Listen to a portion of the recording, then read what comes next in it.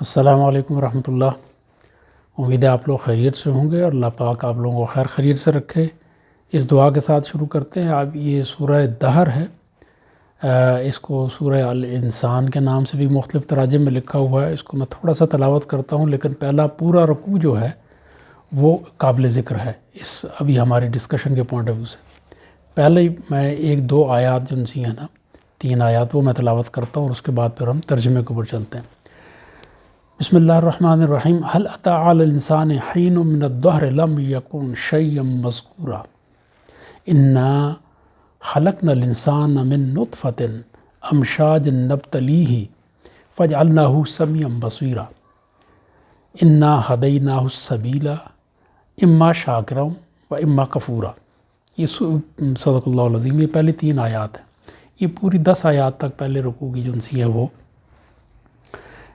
تسلسل ہے ان کے اندر۔ اللہ پاک فرماتے ہیں، ترجمہ اس کا یہ ہے، کیا انسان پر کوئی ایسا وقت گزرا ہے کہ وہ کوئی قابل ذکر چیز نہیں تھا؟ پھر آگے مزید فرماتے ہیں، ہم نے انسان کو پیدا کیا ایک مخلوط بوند سے، پانی کی مخلوط بوند سے۔ اس کو الٹتے پلٹتے رہے یہاں تک کہ ہم نے اس کو دیکھنے والا، سننے والا بنا دیا۔ پھر ہم نے اس کو راہ سجائی، یعنی ہدایت دی۔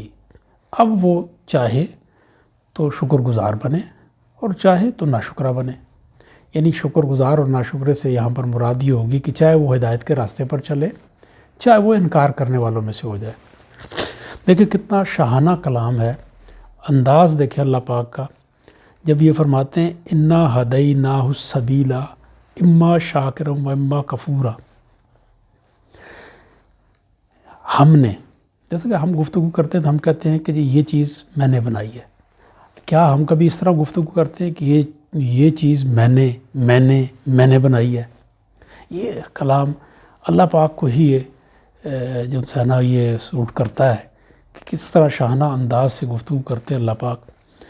تو کہتے ہیں کہ جی انا خلقنا الانسان من نطفة امشاج نبتلیہ فجعلناہ سمیعا بصیرا۔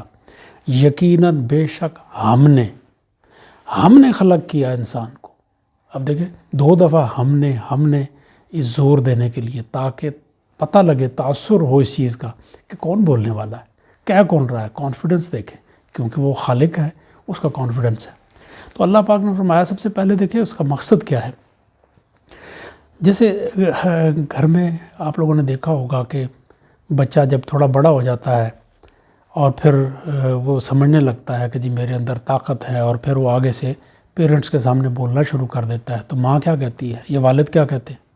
وہ کہتے ہیں بھول گیا تو اس وقت کو، تو جب کچھ بھی نہیں تھا، تجھے یہ بھی پتہ نہیں تھا کہ تو کتنا گندا ہے اور تجھے صاف کون کرے گا، تجھے یہ بھی پتہ نہیں تھا تجھے کھلانا والا کون ہے، بھول گیا وہ وقت۔ یہ انداز ہے۔ یہ اللہ پاک فرماتے ہیں کہ کیا تمہارے اوپر کوئی ایسا وقت گزرا کہ تم کو قابل ذکر چیز تھے؟ اس چیز کو غور کرو اس کے اوپر۔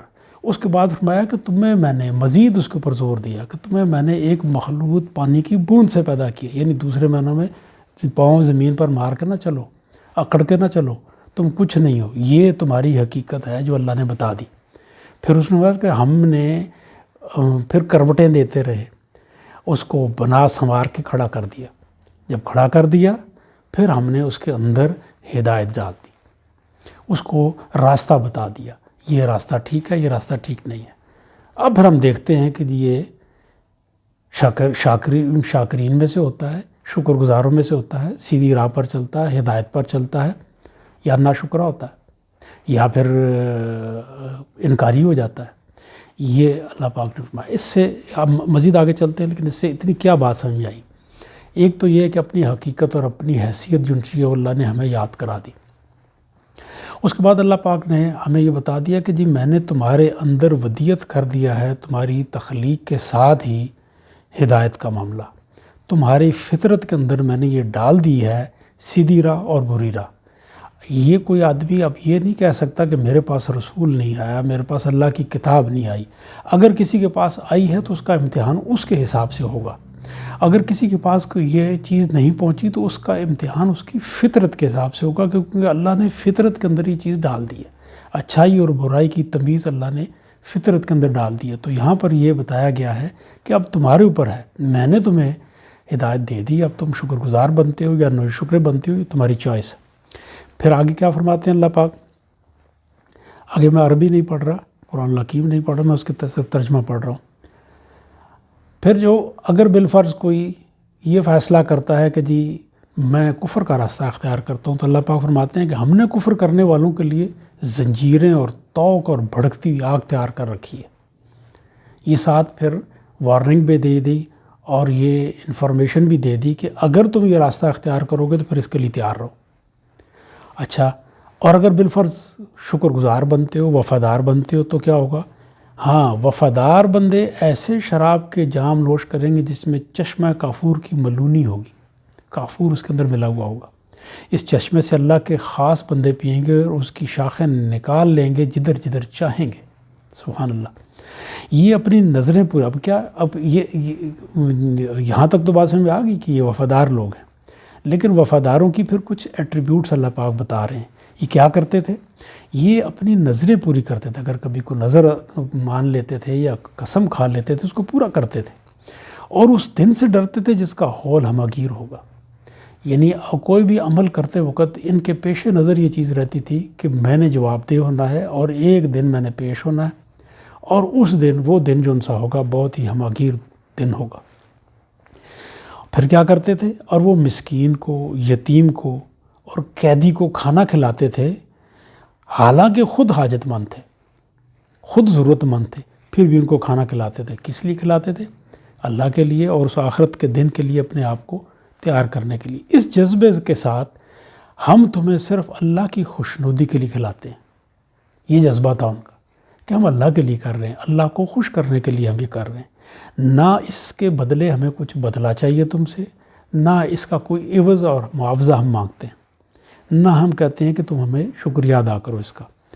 ہم اپنے رب کی طرف سے ایک ایسے دن سے اندیشہ ناک ہیں جو نہایت عبوس اور سخت ترش ہوگا، یعنی یہ پیش نظر بات ہے۔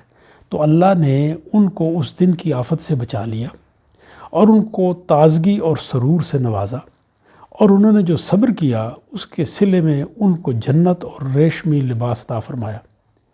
ٹیک لگائے ہوئے ہوں گے اس میں تختوں پر، نہ اس میں گرمی کے آزار سے دوچار ہوں گے، نہ سردی کے۔ باغ جنت کے سائے ان پر جھکے ہوئے اور ان کے خوشے بالکل ان کی دسترس میں ہوں گے، اور ان کے سامنے چاندی کے برتن اور شیشے کے پیالے گردش میں ہوں گے، شیشے چاندی کے ہوں گے۔ ان کو انہوں نے ان نہایت موزوں اندازوں کے ساتھ سجایا ہوگا۔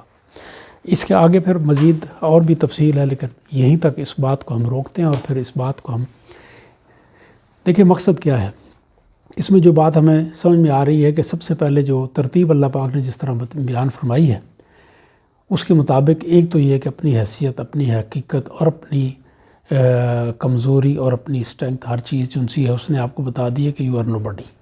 زیادہ اترانے کی ضرورت نہیں ہے، زمین پر پاؤں مار کے چلنے کی ضرورت نہیں ہے، زیادہ تکبر کرنے کی ضرورت نہیں، یو آر نو بڈی۔ تمہاری یہ تخلیق ہے، اس طرح میں نے تمہیں تخلیق کیا، اور پھر میں نے تمہیں سب کچھ دیا، میں نے تمہیں ہدایت دی۔ اس کے بعد تمہارے اندر میں نے یہ جذبہ بھی رکھ دیا کہ اب تم چاہو تو ادھر چلے جاؤ، چاہو تو ادھر چلے جاؤ، یہ بھی میں نے چوائس تمہارے اندر رکھ دی۔ اس کے بعد بتا دیا کہ اگر تم کفر والی سائڈ رکھتے ہو تو پھر یہ دیکھ لو کیا ہوگا، تمہارے گلے میں طوق، اور یہ اس دن کے خوف کو بتا دیا۔ اور اگر تم اللہ کے راستے پر چلتے ہو تو اس کی پھر کتنی لمبی تفصیل بتائی۔ یہ ہمارے لیے ایک مشعل راہ ہے کہ اللہ کریم نے ہمارے اندر ہدایت رکھ دی ہے۔ کوئی آدمی یہ کہے کہ میرے پاس انفارمیشن نہیں پہنچ رہی، مثال کے طور پر اس دنیا کے اندر بہت سارے ایسے جزیرے ہیں، بہت سارے ایسی جگہیں ہیں جہاں پیغمبر نہیں گئے ہوں گے، یا ہو سکتا ہے کہ اللہ کی کتابیں نہ پہنچی ہوں، تو ان کا جو حساب ہوگا وہ اس کے مطابق ہوگا کہ جو ان کی اللہ نے ان کی جبلت کے اندر، یہ فطرت کے اندر یہ چیز جو سی ہے ڈال دی کہ یہ حق کیا ہے اور ناحق کیا ہے، صحیح کیا ہے، غلط کیا ہے، سچ کیا ہے، جھوٹ کیا ہے، یہ اللہ نے ڈال دی۔ اس کے ساتھ اب ختم کرتے ہیں۔ اللہ آپ لوگوں کو جزائے خیر دے۔ السلام علیکم ورحمۃ اللہ وبرکاتہ۔